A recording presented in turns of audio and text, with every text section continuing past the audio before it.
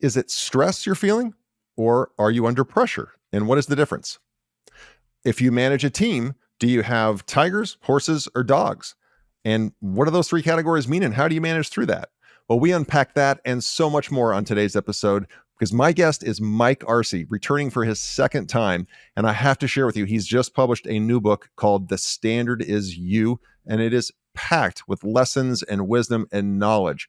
And we're going to talk about all of the different things that he reasons why he wrote the book and really who the target audience is.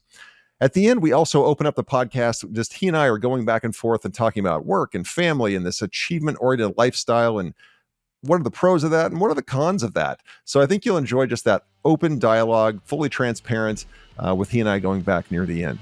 This episode of the ThriveMore podcast is brought to you by ThriveMore Autopilot. So if you own a brick and mortar fitness, recovery, or stretch concept, and you need help with getting more leads, but most importantly, getting those leads through the front door, scheduled for their first appointment and showing up for their first session, ThriveMore Autopilot can do that for you.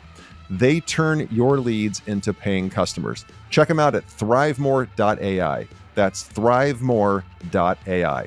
Now, enjoy the episode. On today's episode, I have the pleasure of speaking with Mike Arce. Mike is a second-time guest, and he's the founder of Loud Rumor and the co-owner of multiple fitness studios. He's worked with nearly 4,000 gyms across 60 franchise brands and hundreds of independents in 11 different countries, building one of the most respected coaching brands in the fitness industry.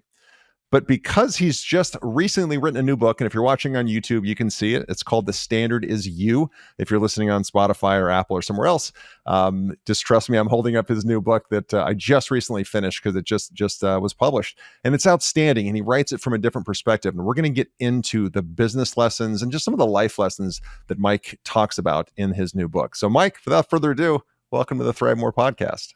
Thanks for having me, Roger. Appreciate it. I always like talking to you. You bet. I enjoy our friendship. I enjoy our business relationship, and I have learned so much from you, and just enjoy working with you. You, since the last time we talked, it's been about a year since you've been on the show.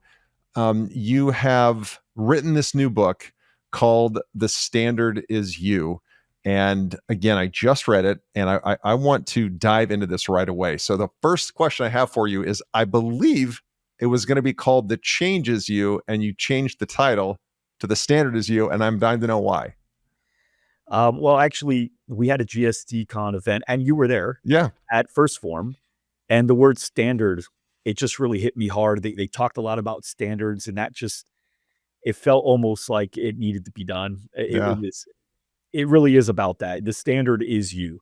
And so if you're going to let the phone ring off the hook, well, everybody's going to start letting the phone ring off the hook. If you're going to show up late and not apologize and you got a Starbucks coffee in your hands, that becomes a standard, right? Yeah. And so, and I've got it's funny, since I've written the book, if you've ever heard of Tony Robbins and him speak about RAS, or reticular activating system, which is basically the idea of, like, now that your attention's on something, you see it everywhere. You buy a pair of shoes, you see everyone wearing those shoes.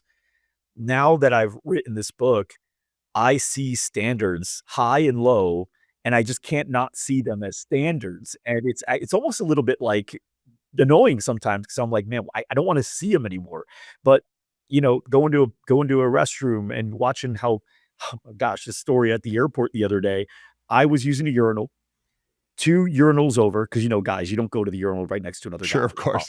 Yeah. You always skip a urinal. It's like skipping a treadmill, right? Yeah. So I finish at the same time as the guy 2 urinals over. And we both turned to go, I thought, to the sink, but he was wanting to cut past to go out. And now he had to bump into me to go out as I was walking to the sink, not out. And he realized that I was going to the sink, and he redirected and immediately went to go wash his hands. Oh. Right? You could see it in his face, like, oh shit, I just look like a guy that doesn't wash his hands. Yeah. And you set the standard. He doubled up on the soap. I mean, he was really proving to me that that's not his character. He normally washes his hands. But, like, I'm watching, I'm like, I just set a standard right there. Yeah. If I would have walked out and he was going to be right after me, he would have probably walked out more likely. Sure. Even if he would have washed his hands. Sure. So, but then there at Lifetime, at a restaurant, like, I'm seeing it. And It's crazy. So Standard was a perfect name. Yeah, yeah. I was going to ask you if the visit to First Form had any impact on your choice, because I that's immediately what came to mind. I even did a podcast monologue on that event that you held at First Form, and just around standards in your business and how important they are. Why did you set out to write a book? It's not an easy chore, and it's something that takes time, patience, and you really put yourself out there when you write a book. And I'm curious, like, why now? Yeah, well, why now or why the book? Why did you write the book now? So I've with our coaching program, we bring a lot of gym owners to the place where we have our events, but like you've seen when you've gone there, a lot of people bring their staff. I've gotten really close to a lot of Mhm. staff members, and when you get close to staff members, you start seeing them differently, right? They're not just employees that your coaching clients are talking to you about. They're like real people, and they've come up to me and they shared how much they've learned from me, and they shared how much they've grown. They shared how much they love the owner or how they're implementing new ideas. So I started gaining this new level of admiration and respect for the employees of all the clients that I was working with. And so what I realized though is there was a lot of correcting in my conversations with them. They have a perspective that is valid based on, just culture and society, and you're going to believe what you're raised to believe, right? But when you have full context, they're misguided. And so they might say certain things about their beliefs around their value, or about if they're getting paid what they're worth, or who should do what, or if the owner is too involved or not involved enough. And there was a lot of correcting where I would say stuff like, well, hey, do you know that for certain? Or is that an assumption? And they would say, well, I'm pretty sure. Well, based on what? They wouldn't have anything. So then I'd give them another story and I'd say, what if this was happening? What would you think? And they'd go, yeah, then I feel pretty bad. I go, well, it's not meant to make you feel bad, but it's just to give you an idea that another perspective can live, right? They said, yeah. I go, well, would that make you feel differently? Oh, yeah, 100%. I go, that's probably what's actually happening. As a business owner, this is more likely the case than the other.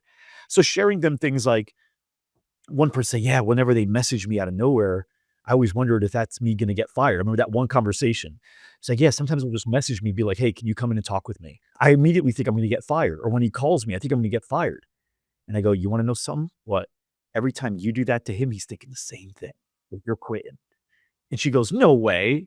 And at GSDCon, I don't know if you were at that one, but I did that at a GSDCon. I go, "For the owners in the room, go ahead and," or I asked the employees first. I go, "Employees, go ahead and stand up if you sometimes are wondering if your job is on the line, like, especially if there's, like, a little bit of a dispute or disagreement." And, like, felt like every employee stood up. And then I said, "Now watch this. Owners, stand up if whenever there's a disagreement or dispute or anything like that, you feel like that person might quit the next day." And they all stood up. And I go, "Have you 2 ever talked about this?" That's Right? great. Like, Yeah, they all laughed, right? They all laughed. They had a good laugh on it. yeah. And then I said, "That just means that there's not a level of trust." So explaining to them certain things that are important for the relationship to be strong, I think what a lot of businesses, employers and employees feel is, if there's a disagreement or we don't see eye to eye, then maybe we're not meant to work together. But in reality, on a team, you don't want a bunch of quarterbacks. You want differences. In marriages, typically opposites attract. They may have value similarities, but the personalities are different. So it's very common for a spouse and another spouse to argue. Not not anything negative. It's just you see the world in your way. I see the world in my way. That's why we love each other. And so anyway, it was designed, I felt like, how could I be that voice in the room that can mediate and help both parties see both sides so both parties can work better together? And even in just the week that we've released it, people are buying like 20 books, 30 books, and I'm already hearing that the culture is better than it's ever been. So Yeah. it has been a week, so it's really cool. Yeah, no, I like it's what I really appreciated is I started reading it, and I was expecting it to be a book on leadership and standards, and I immediately saw how you were targeting it toward the employee, which so many books are written for the CEO or for the main leader or for, somebody that's in management. And yours is targeted at flipping it upside down so that employee can see all behind the curtain and everything that's happening, which like you just gave an example of, is not always evident. So yeah, great approach to a book. I love that, especially in this industry where there is some more turnover and it's a younger staff usually. This is just an invaluable book for them to read. Mhm. I want to get into a couple things, and I just, these are things that I've always appreciated that you've said, and I think you have this in your phone notes. You write down things that you really really love, and Yep. I am somewhat similar. So we're just going to go through a few different chapters in here and talk about some stuff if we can, if Yeah. you're cool with that. You have and I think you may have stolen this from somebody, but I steal everything. Is dogs, horses, and Tigers. I'm sorry, tigers, horses, and dogs. Yeah. And Shoot the dogs, whip the horses, feed the tigers. if you can't speak to that, because it's so perfect in the analogy. So I learned this concept from a mentor that I still see as a mentor, Scott Fritz, who wrote the book 40-Hour Work Year.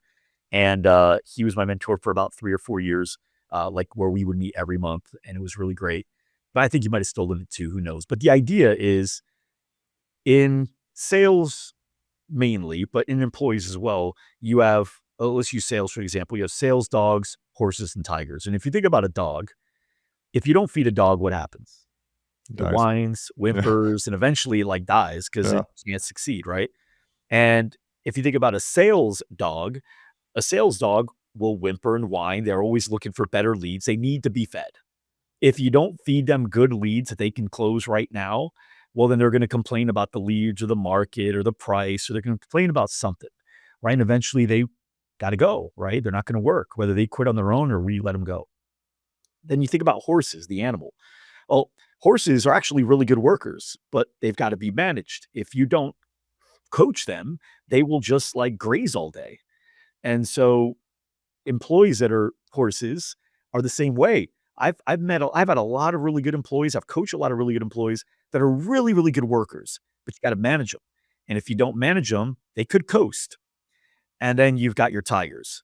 Tigers eat on a full belly. If they just finished a meal and a bunny walks by their path, they bat the bunny down. They have to. It's their instinct. And employees that are tigers are the same way. Even if they hit their sales goal halfway through the month, they're not thinking, okay, cool, I can chill now. What they're thinking is, at this rate, I'm going to hit 200% a goal. And so now they're chasing a whole new rabbit, right? Even though they're fed, they're full.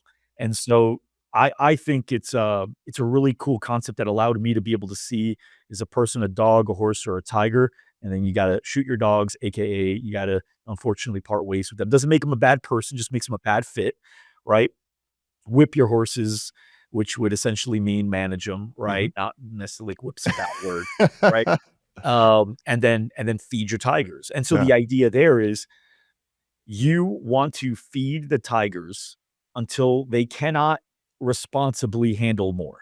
Yep. So if I got 10 leads that came in, and I got a dog, I got a horse, I won't have a dog. If I have a horse and a tiger and I got 10 leads that came in, I'm giving as many of those 10 to the tiger. And if he's like, I can only handle like 8 right now, then I'll give 2 to the horse. Yep. I believe in fair, not equal. Yeah. I was just going to ask Would you that. mean, Yeah. yeah, equal would mean 5 for you, 5 for you. Fair is you put in more work and have been able to implement that better than anybody else. Therefore, I'm giving you more of the leads. It's like a basketball player, right? Like if you're coaching a basketball team, you feed the hot hand. Keep giving the ball to the guy that can't miss. That's fair, right? That's fair. There's things that he did before the game that put him in the position to be like this. And for the other players that are missing or making mistakes, like I'm not going to give you the ball as many times as everybody else. I'm going to give you the ball when I must, because the Tiger player is getting trapped or just needs a break, right? So anyway, that I look at that in as a principle in business as well. Yeah. And I think and you mentioned some, because you talk about the fair, not equal. A tiger, an A player, does not want to be in the office or around a dog or a C player. Like it absolutely, it it will drive off that A player. And I've seen too many business owners, too many leaders, even in corporate America, that keep these C players, these dogs, and hope they get a little bit better. We need to coach them up. Where the A players they're fed up with it and they leave because they want to go work with other winners. And I'm Yeah. sure you've seen the same thing in your businesses as well. Yeah. Well, when a C or B player sees an A player join, they get intimidated. Mm-hmm. When an A player sees another A player join the team, they get relieved. Yeah. They know that this is great. Like this is the environment they want to play in. Yep. Right. So if Michael Jordan all of a sudden, when he got Scottie Pippen, that was like a big deal. He knew like, we're going now. We're going. Yep. And they did. But you surround him with a bunch of B or C players, which is what he had prior to Scottie Pippen. I mean, he was doing a really good job, but it was exhausting. They weren't winning anything, and guys didn't care. They were getting drunk and doing drugs in the hotel. When Scottie Pippen joined, he knew this was the beginning. Yeah. Yeah. You also write around the difference, because you're talking about fair versus equal. You write about the difference between pressure and stress. Yeah. And I'd love for you to comment just on, I think those two get conflated way too much. And you have a very nice delineation in your book that you write. Yeah, people use them synonymously. Like sometimes they'll say, I feel stressed just because or the society says it. Oh, I'm so stressed right now. That was stressful. But like when you look at it, it may not have been. So the way I see it is stress is when you're in a situation where you have no control. Pressure is where you do. Michael Jordan at the end of a game, when he gets the ball with 1 second left and he needs to make the shot, he feels pressure. The fans feel stress. Yeah. When the doctor's got to perform a life-saving surgery, he feels pressure. The family in the waiting room feels stress. So pressure is when you have control of the outcome. Stress is where you kind of hope that things are going. And I think a lot of employees, they feel stressed, but not realizing that they actually might have power to be able to have something better in the outcome. And if they use that power, if they even know they have it first, but then they use the power, they won't feel that stress. And you want pressure. There's nobody that says, no, I don't want to be good under pressure. No, everybody wants to hear somebody say he's so good under pressure. Well, the only way to be good at anything is to practice it. If you want to be good at piano, you practice piano. You want to be good at cooking, you practice cooking. You want to be good at under pressure, you practice being under pressure. You're not going to just be good under pressure, right? So you got to find ways to put yourself under pressure so you can be good at the things that make you great. Yeah. It was clarity for me because I know at times I'll say I'm stressed when really I'm just under pressure. I have control over it. I've just, it's just a lot, but it's pressure. And I think that, it's funny, after I read that, I kind of set it down and thought about it for a second. And also that I think the difference between pressure and stress is if you're an A player and the pressure's on you, you would rather not pass the ball. Like Michael Jordan didn't want to pass the ball. He'll give me the pressure. I don't want the stress, but give me the pressure because I believe enough in myself that I want to take the game-winning shot. Right. And so you just have to reframe, I think, in your head. I have to reframe in my head that, okay, yes, there's a lot of pressure right now, but I wouldn't want to give up this ball right now. I'm not giving up the rock anytime soon. Yeah. Well, and here's the thing too. If you have A players on your team, they actually will pass the ball. Like if you look at 2 of the winning shots that Jordan won championships on, they were to another player. Yeah. John Paxson being one of them, right? Like a total role player, right? Not Scottie Pippen. And Kobe Bryant gave Shaq an alley-oop to win a game.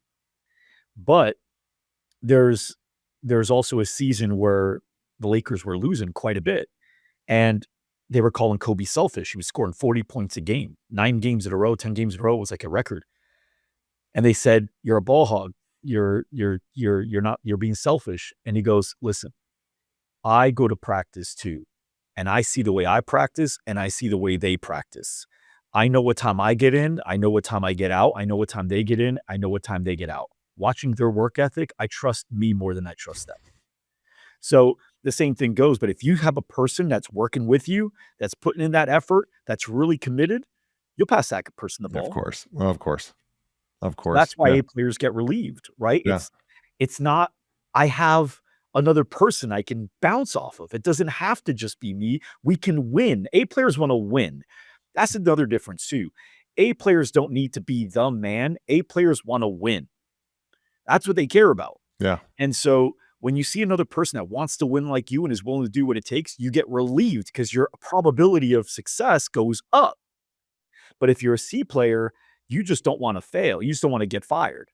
Right. And so when an A player comes in and now they start raising the bar, that intimidates you because now you might have to work harder because they're working so much. There's actually a clip in a movie. I can't remember what movie, but they were mad at this guy that came in. It was like his first day and he's working really, really hard. They go, "Hey, what are you doing?" He's like, "What?" And he's like, "What are you working like this for? You're gonna make all of us have to work harder."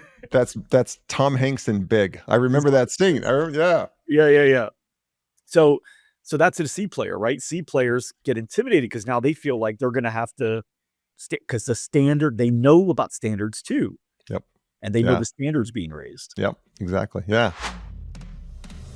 This segment is sponsored by Rockbox Fitness Franchising. Take control of your destiny and join the boutique fitness revolution with Rockbox Fitness. If you're ready to make a real impact in your community and own your own business that empowers people to achieve their best life, then Rockbox is the opportunity you've been looking for.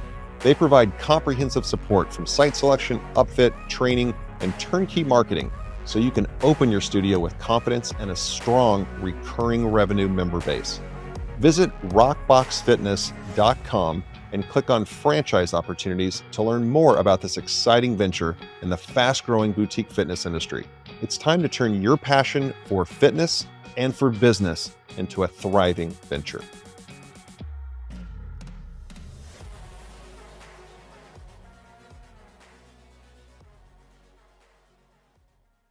You also write, people tell you to do your best, but your best may not be enough sometimes. That also resonated with me. But as I'm reading it, I'm thinking, wow, there's a huge contingent of our population that don't want to hear that. Hey, if I do my best, then that's all you should be able to ask of me. I did my best. Yeah. But you're right. Sometimes your best isn't good enough. I'd No. love for you to expand on that. So there's a really good book called Fearvana that I'm just finishing reading right now, but in the opening like few chapters talks about mental illness being greater than it's ever been. And one of the causes is the fear around not being enough. Mm. It's like it's a really big problem. A lot of Yeah. people feel it, more in women even. Yeah. But this feeling of not being enough. But what happens is they have social media and all these things that pressure them to do more, which is fine. Nobody says you shouldn't do more. You decide on whether or not you want to do more. But I have a conversation with people on my team, and I've said to everybody on my team, I'm never going to tell you to work less. You have your goals that are personal to you. And if your goal is to 2x or 3x your income, me telling you to work less, I wouldn't do that if I wanted to 2x or 3x my income. Sure. So I'm literally telling you to stop working towards your goals. To do something like that, you have to work more and you have to work harder. Yep. Right. And I feel like a big challenge is if you want more than what you've got, then you've got to become more than you are. Mm. Which means by logic, you're not enough. Because if you were enough, you would have what you want. Yeah. So this feeling of, I just don't feel like I'm enough, that's good. That means you're ambitious. If you felt like you were enough, you'd probably be that person at a toll booth just stamping people's tickets so they can through. Because that's it. You've maxed out. What are you going to do from here? Yeah. You can't stamp that ticket better. You've reached your peak. You have become enough. But if you're like, no, I want more in my life. Well, great. The reason you don't have it is because you haven't become the person that has it, which means you're not enough. Here's the good news. You can become enough for that goal. Here's the bad news. By the time you get close to it, you're going to want more. Yeah. And so you're not going to be enough again. But that's okay because you're ambitious, which is good news. But here's the bad news. And then keep going. Yeah. So I think it's not about going, when will I be enough? It's about making peace with not being enough for what you want, but you're not afraid to do the work to get more. Yeah. Yeah. What is it? Happily discontented, right? Yeah. You're happy, but I'm not content. I want more. I want more. If, But if I was hungry and you gave I love pizza. If you were hungry and you said, "Hey, dude, you want a bite of pizza?" I'd be like, "Yes." And I take a bite and I would be happy, but I'm not satisfied. I want another bite. Yep. Yeah. I want more, right? And so it's not enough, but I'm happy. So you could be happy and you could be unsatisfied. Yeah. That can live in the same place. Yep. Yep. I obviously have had a lot of conversations with you, been to several of your events, and you are uniquely qualified to talk about what the Tigers, what the A play, not just sales, but the A business owners do and don't do compared to what the B or C or the horse or dog business owner does or doesn't do. If you were to add a bonus chapter to your book and you were to say, look, man, let me just get this on one page for anybody who's interested. Here's the 3 things or the 2 things or the 5 things I consistently see the winners do. And here are the 3 or 5 things I consistently see the C players do. And it's almost like you can just stamp these things out because it's so obvious when I see this behavior. What would that one-page chapter involve of here are the 5 things that they do right, here are the 5 things you always see them fall short on? So 5 or 3? 3, whatever you want, what, and really it's just, I made up an Yep, arbitrary yep. number, but it's like, what do you see? What are those outside of the cliches, get up and work hard, that kind of stuff. But Yeah. you're in it. You're seeing the KPIs, you're seeing these business owners, and it's fitness or anything. It doesn't have to be fitness. Just a small to mid-sized business owner. And we were talking before we went on air here just about other industries and other people you're coaching and or just you've helped through, just knowing them as friends. What do you see? What are the keys Yeah. that the winners are As consistently doing? I'm thinking through the answer, I don't know if there's bonus chapter just for owners. I think it would be for all, Yeah. just people in general, Yeah. right? So, one of the things that I believe, my experience, in my personal as well as the people that I've worked with, it's the most important is be around the people you want to become like. Like, Hmm. actually, I would make that number 2. Number 2, number 1 is decide who do you want to become. I think that's number 1. Like, who do you really want to become? Not what do you want to do, not what do you want to accomplish, but who do you want to become? Because the rest will fall from there. If you want to become somebody that like wakes up early, if you want to become somebody who's the answer to other people's prayers, if you want to become somebody that, people can rely on and they're dependable, if you want to be like all those things, it's like, okay, that's who I want to become. Okay, well then great. Who are those people? Right. And then you want to find a way to be mistaken for people like them, right? Like, how do you get mistaken for them? Like that's like stolen from Jesus, right? But Yeah. like, Yeah. how do you get mistaken from him? But man, I remember when I lived with 3 personal trainers, I never ate so well. Yeah. I mean, I was just eating really good stuff consistently, like on my feeding times. It was Yeah. just, I knew when it was time to eat because everyone was eating, right? Yeah. And I worked out all the time. You didn't have to. Now, I also, Roger, what you don't know is during college, I did live with a bunch of potheads. Hmm. I moved into it. I was brand new to the state, didn't know anybody. And guess what? Very different outcome. Sure. Not a lot of working out, Sure. not a lot Sure. of eating healthy, a Sure. lot of eating. A lot of pizza. Yeah. A lot of pizza. So how? I'm the same person. I'm constant. Why is it so different? Well, because we're tribal. And so our natural instincts are to become like our environment because it's our best chance of survival.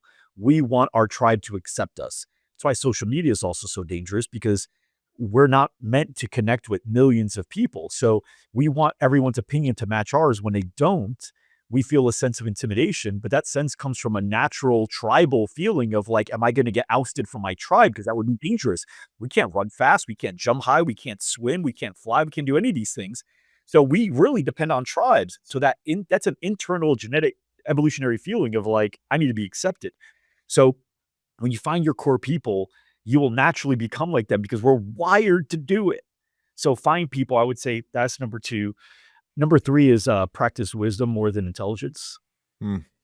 I think it's easy to have knowledge because you can just go get knowledge, but I think wisdom is earned. Hmm. And it's earned by a couple ways. One of them, I remember this quote, and it's definitely got me to sit back a bit more, which is wisdom is gained when you would rather listen, or sorry, wisdom is gained when you listen where you'd rather speak. Hmm. And, it's an interesting one. And Yeah. then also just asking questions. Where does that come from? Why? Stuff like that. So the bridge between knowledge and wisdom is understanding. So it's great to know something, but being able to understand why it works the way it works, and in what scenarios would one thing be true? Because two opposing things can be true. I believe in variety. I believe in consistency, but to be able to know when to use one of them, it's wisdom. So I think practicing wisdom and stoicism and just a deeper level of thinking. And then actually number 4 is thinking about your thinking. I think often we want to get better by studying other people. And I think there's value in that. I do it. But we forget that anything you learned at some point, there's a root. There's an initial seed where that person didn't learn it from someone, they thought of it. Yeah. And I think sometimes we don't think about our thinking. And so when we're like, "Oh, I'm gonna do this now." It's like, "Well, wait, hold on. Why? Where's that coming from? Are you about to go do a high rocks race and a marathon and all this stuff? Are you about to do it because that's really who you wanna be? Or are you doing it because your business isn't growing and you need progress in your life in order to feel some sort of accomplishment and you feel like you're not getting anywhere, but if you go do this high rocks, which you know you can do, and you know others will see it as hard, you will still be able to show, I do hard things and get the appreciation that you need from your people saying that, wow, how impressive you are. So my real like, thinking about your thinking, why am I doing the thing that I'm doing? Or why am I running towards the thing I'm running towards? What does it really come from? I think that's really important too. Yeah. So outside of the other stuff, like, yeah, like to wake up early and all that. So I don't think you have to work hard on waking up early when you hang around people that wake up early. Yeah. And Well when you said. know why you're doing what you're doing, I don't think you have to be forced to wake up early and go do it. Yeah. Yeah. I That's all gold, all gold. I'm interested in your perspective on this because you're actually somebody that's in my book of wisdom of things that I've learned from people that I Yeah. never want to forget. And actually, you made it in the second time at the last GSD con. The second time was the same man never steps in the same river twice, right? Is Yep. that what it is? Yeah. Yeah. Yeah. Yeah. And then the first one that I learned from you was you can't put in what God left out. When you're hiring, I for know sure. because I Yeah. read it every time I use the sauna. So I Yeah. reread my book, Yeah. and right now it's like a 40-minute sauna, which is crazy. I'm learning a lot. Yep. But Love it. what would you say in that case? One, I'll dovetail on your wisdom quote. I read this and I love this. Wisdom is the knowledge you get 5 minutes after you needed it.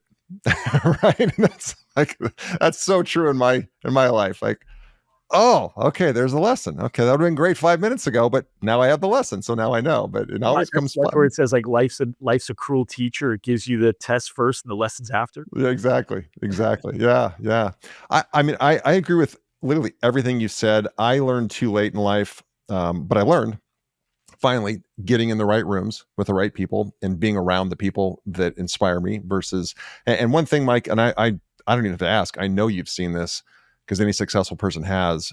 It's been really disappointing to watch people root for me or root for people that are working on trying to be successful and really going to the next level, and then watching the reaction when you actually achieve that because you've left them behind in a sense. And that's yeah. And so again, you have to get around the people that are rooting for you because they want you to come up to their level versus the people that are afraid you're going to leave them, where they're at. And that's been a big life lesson for me.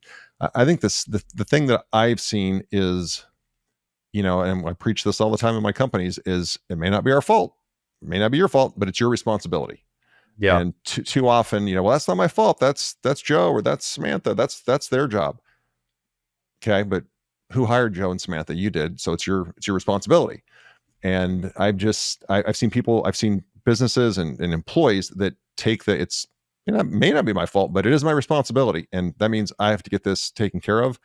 That attitude versus the victim mentality, which is just pervasive in our world now, and it probably always has been. I think it's just so easy to see it now, and maybe just like a standard, once you see it, you can't unsee it in human behavior. And the people that fall to that side with the victim mentality, I just see they're selling themselves so short, and they always come up short. Where the people that say It may not be my fault, but it's my responsibility. Regardless, it's my responsibility. Almost anything, any venture, sporting, athletic, whatever, if you take full responsibility, I've seen those people succeed time and time and time and time again. Yeah. Well, I think people don't even think to break down the word responsibility, which is able to respond. Yeah. So if the phone's ringing and it's not your job to answer the phone, but are you able to?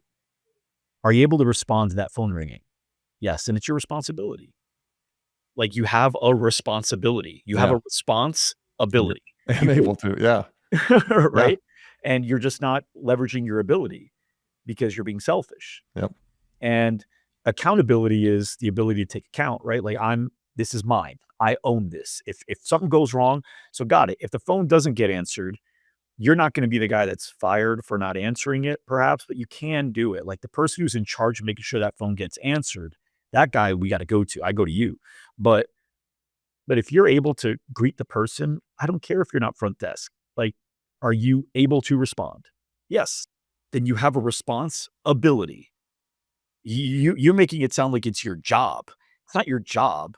It's your ability, and you have it. Yeah. So by not doing it, it just shows you don't care. Yeah.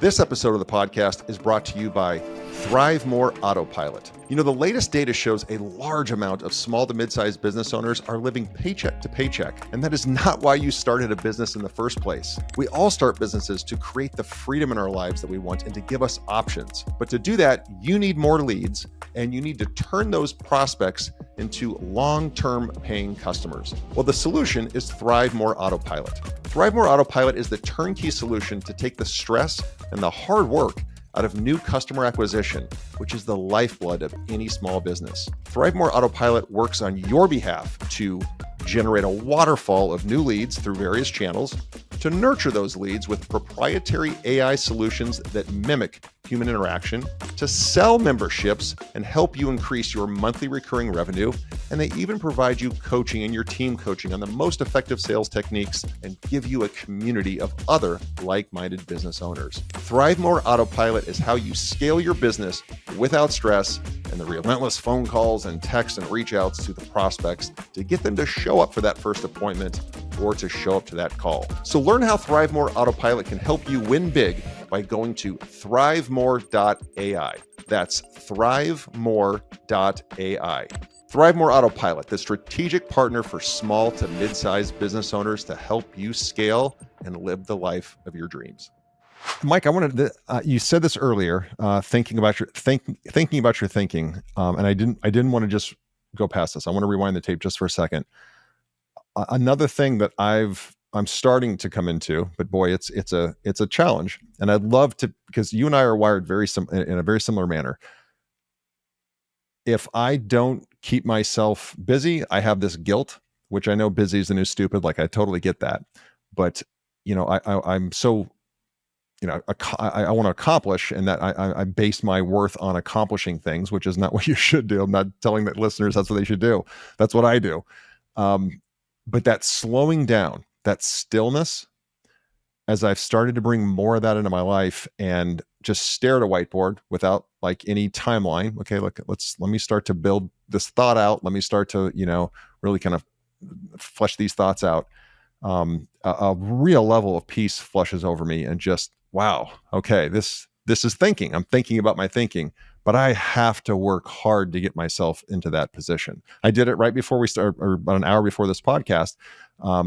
Set in front of my whiteboard, blank, and just slowly wrote a few things, and then erased, and then built it out more.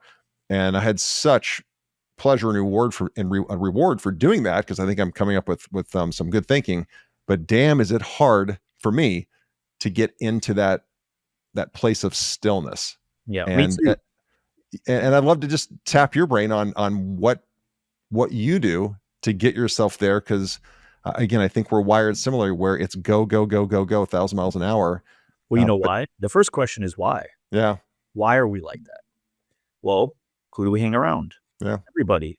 And what's everybody like? I mean, everybody's go, go, go. I mean, there's a really cool conversation I had with the guy that wrote the book Sapiens. I don't know if you ever read the book Mm-mm. Sapiens, but it's an incredible book about how humans have evolved. Oh, this will be one of your favorite books. Okay. So, Sapiens. Yeah. It's by like Yavari something, but one of my favorite books and just really understanding humans and how they've evolved to become who we are right now. And but anyway, so he talks about you know, evolution and how we've become the way that we are. And I got to have a really cool, interesting conversation with him and like 7 or 8 of us. It wasn't a lot big room, it was an intimate room and was on Zoom. And he made this like joke.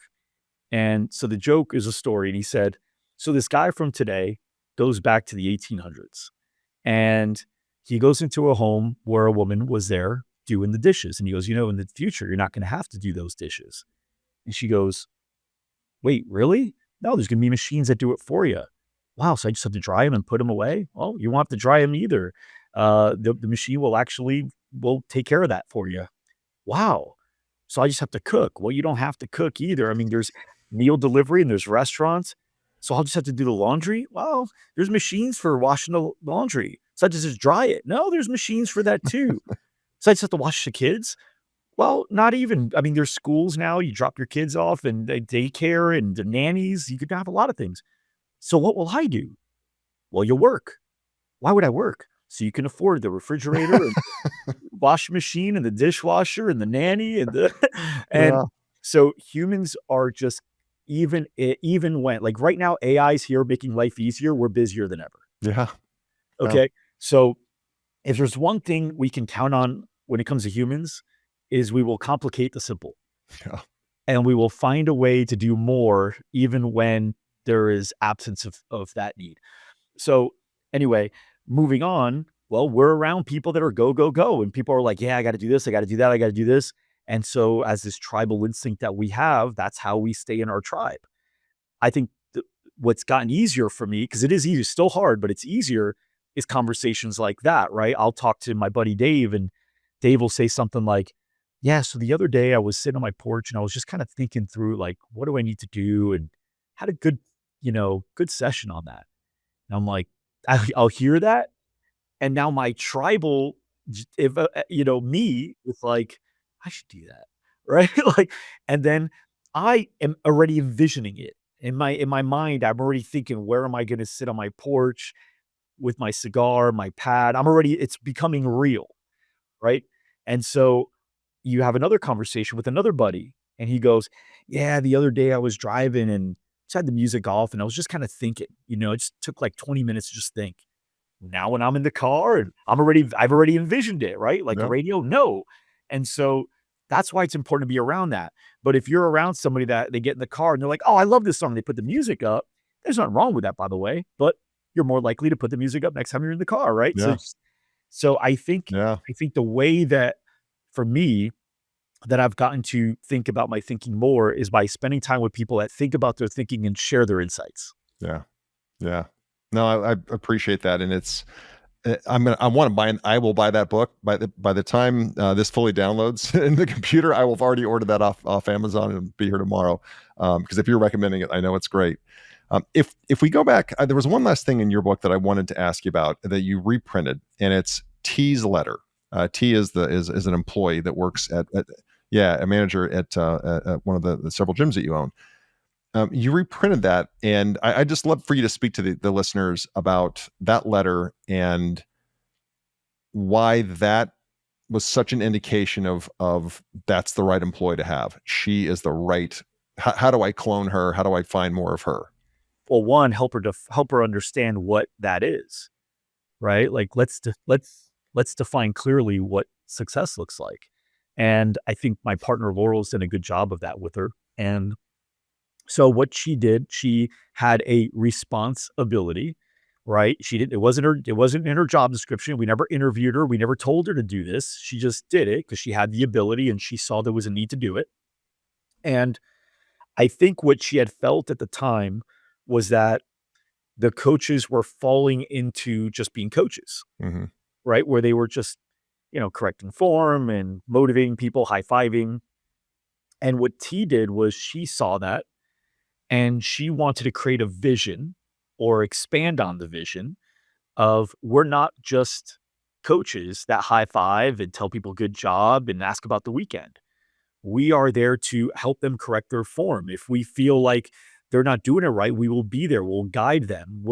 We care about them. We care about their goals. We care about their safety, and so she just wrote a letter to the entire team, everybody in the company, and just shared that vision. Yeah. And she shared what that means. She defined it so they knew what winning looked like.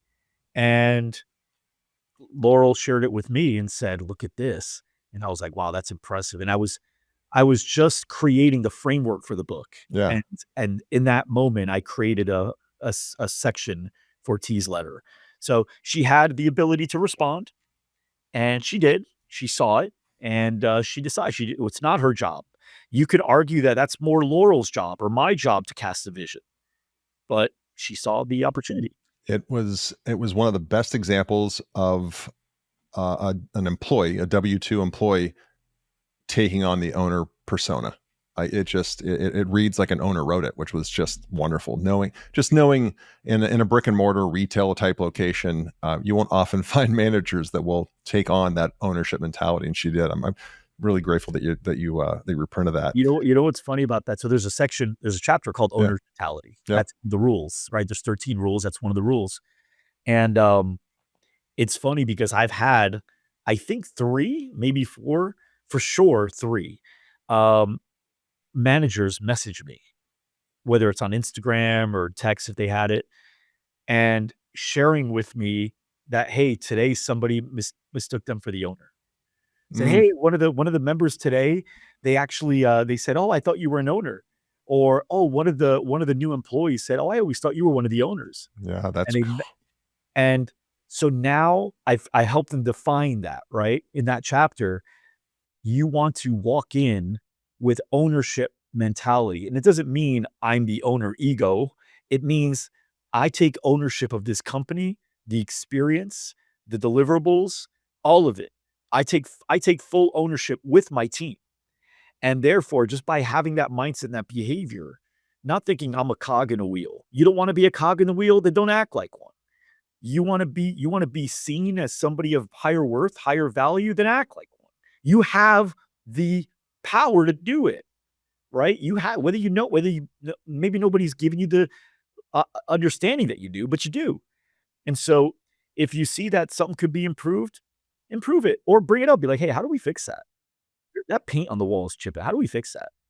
You mind if I just go to Home Depot and get that fixed?" So little things like that. But I give a bunch of examples of other people that have done it, other managers that are real, that I know that you can reach out to, and how they've done it. But yeah, now I'm getting messages from managers that are all excited, telling me, when they got mistaken for an owner. that's the biggest compliment that you would want your employees to get paid. That's just because I remember being I've owned 4 brick and mortars, and whenever I'd be working down there, not whenever, but oftentimes I'd be working down there, and if a new person came in and we'd be talking, they would say, "Are you the owner?" And that Yeah, happened to me so often. And I mean, obviously, I've got gray hair. I'm older than the other people that were my employees that were around me, but I think there's just a way, and I wasn't doing it on purpose, just a way an owner talks about his or her business and about the service or the product and the pride, and that sixth sense just comes across. So when it happens to an employee, they're knocking it out of the park at that point. yeah. Knocking it I out of the think park. Dan on your team's like that. Yeah. Oh my gosh, dude. Dan he is 100% owner mentality. Yeah, 100%. There's no, and he is a full on, may not be my fault. And franchising a lot of stuff's like out of your control and it's not your fault, but it's always your responsibility. yeah, Always. And yeah, thank you for recognizing that. yeah. Um, what do you need to get? So I'm going to ask you a couple different questions that I usually ask the same 3 questions at the end of every podcast, but you've been on before. So I want to ask you a couple different questions.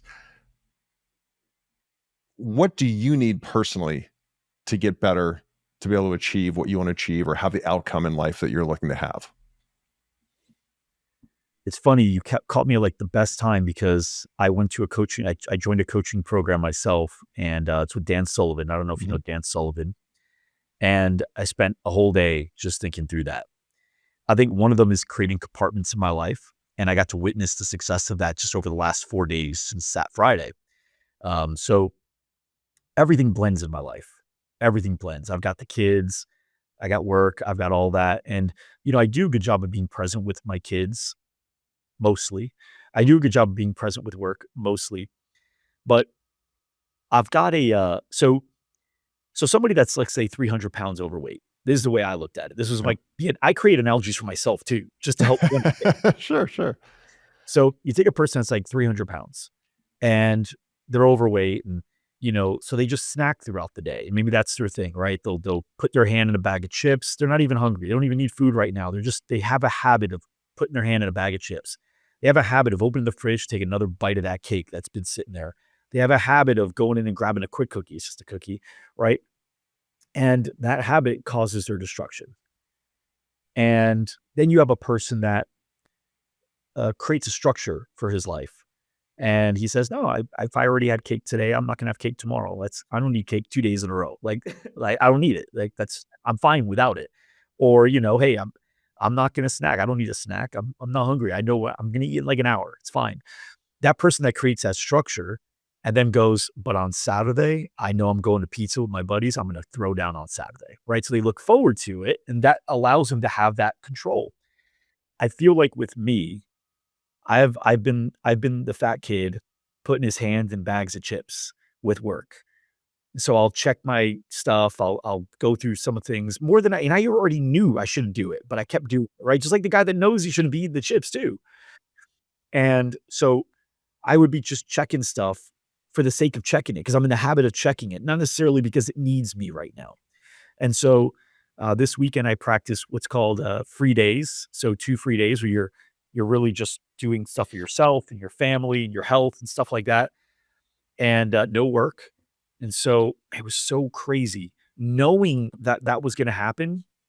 I had no real pressure to look into my email or look into my work stuff, none whatsoever.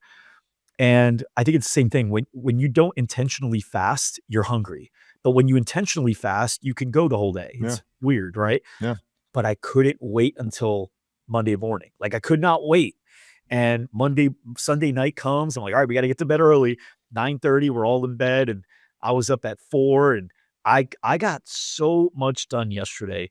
And so for me, the one thing that I want to stay consistent on now is that creating compartments where it's like, look, I know I'm going to get all that done on that day. And I know that when I am with my family on this day, I'm with my family. When I go to the gym, my phone's in the locker and I'm Yeah. working out, right? So I got to be better at creating compartments, and that's what I'm working on right now. I'm excited about working on it. I love that.